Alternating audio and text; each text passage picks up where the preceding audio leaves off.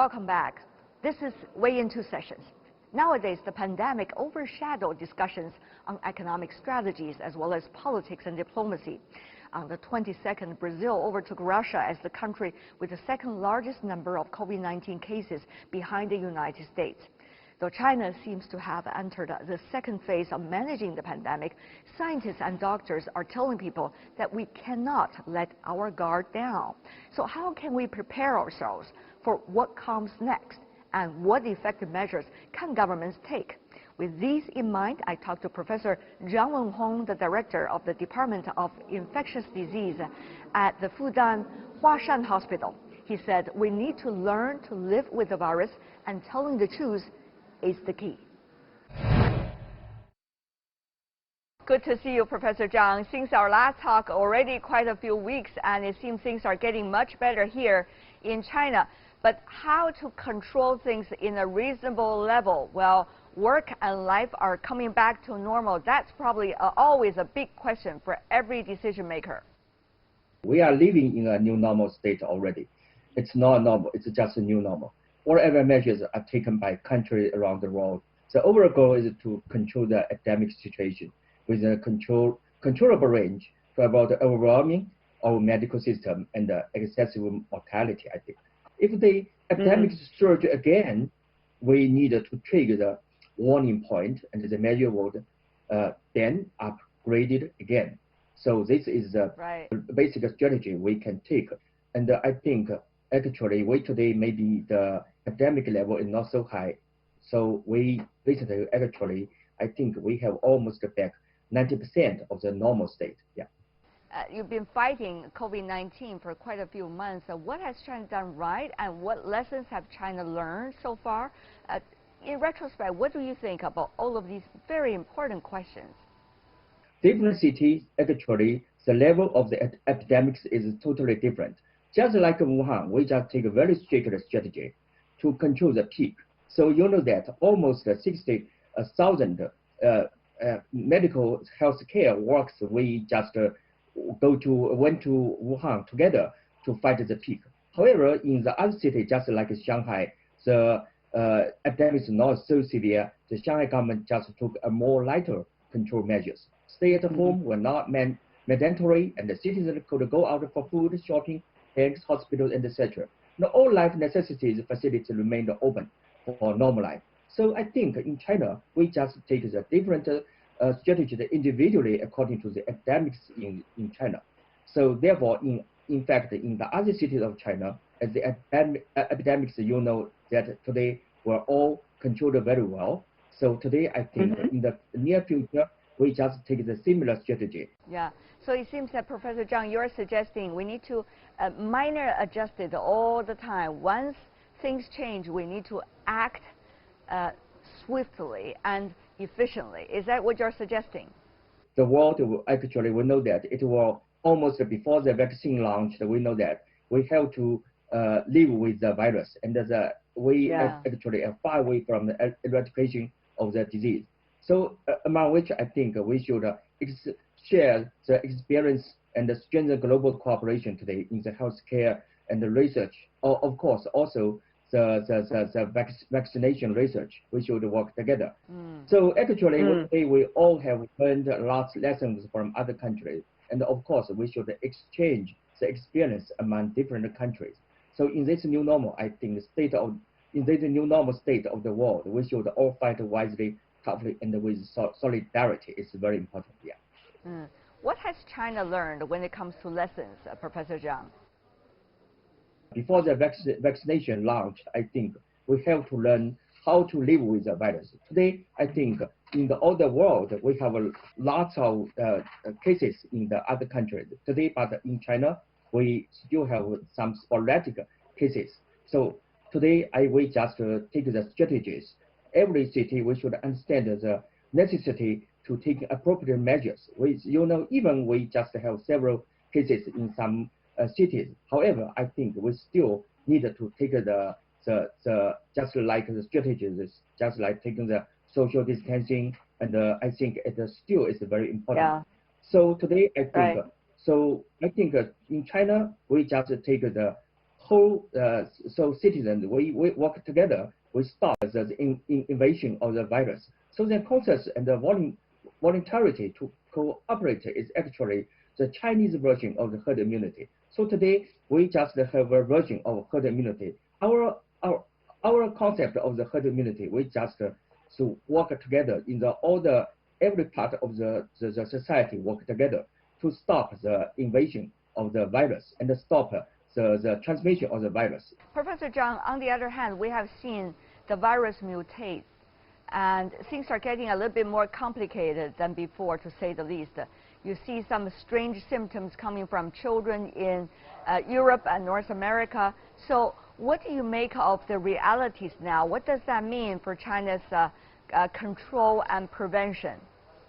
Today, actually, in China, in all the children, the disease is not so severe. However, we notice that it's maybe that it's a very complicated side of this virus. However, according to our analysis, we do not see any remarkable mutations for the virus.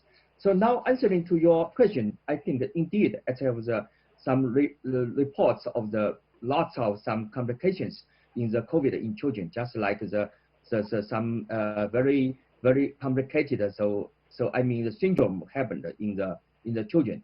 However, I think according to our now from what I know, most of these children seem to have developed just like the syndrome. I mean just Kawasaki-like disease. I think it's something like that of inflammatory syndrome. So actually our colleagues from the United States, they just assume that this concerning phenomenon is like inflammatory reaction due to the COVID-19, the virus. So actually, if we just take some treatment to suppress the inflammatory response, I think also we can control the disease. So I actually feel very strange that in China we do not have so many children cases related with Kawasaki syndrome. So however, I think we still need a lot of research to control the phenomenon of this disease. Yeah. China eventually has to open up. Now we have border control just like many other economies. But with rising cases in some of the other economies, what is China likely to do? Because we've been able to keep the country pretty much free from COVID-19, at least generally speaking. So what are we going to do with others' numbers are still rising, but eventually we have to open up to them, right? So how can we handle? On the one hand, we are doing such a great job because the number is so low. On the other hand, just as a result of that, we are facing this very difficult dilemma. We do not have so many cases right now. However, maybe we still have another wave, because you know that maybe in the forthcoming several months, still the whole world will be reopened. So I think we fear about the next wave for that. And actually today, according to the situation in China, maybe we can return to the normal state. However, we still fear the second wave. So in the future, I think two kinds of strategy we will take. One strategy we will protect the vulnerable population, just like the elderly people, and also of course some patients who have the fundamentally disease. So I think another strategy what we take, we will strengthen our public health system. If once there's an imported case, we will control the disease immediately. So this is what our strategy. So I know that there should be a next second wave in the world. Of course, the China, I think we just one part of the world. I think we should control the next wave because we have lots of experience which we have taken from the first wave. I think the strategy will work for us to control the second wave in China. Yeah. So now we see the virus is spreading to more developing economies. Well, it is still running wild in some of the developed economies. So Professor Zhang, are we facing an ever more challenging situation? Actually, in the previously several weeks, I have a talk with some people, some doctors from the developing country. I noticed that the situation in their countries actually is very severe. I know that if we just want to the people stay at home, take the social distancing, but know that in developing countries, if they stay at home, I think they cannot make money. So it will be very dangerous for their daily life. So today I just have some suggestion for them, because in the first wave in China and also in the world, we noticed that. So the vulnerable people, the elderly people, and the people very weak, they should protect the vulnerable populations. And this is one side. The other side, I think, the people are the young and who can resist the virus, they can go to work. However, I think nutrition is very important.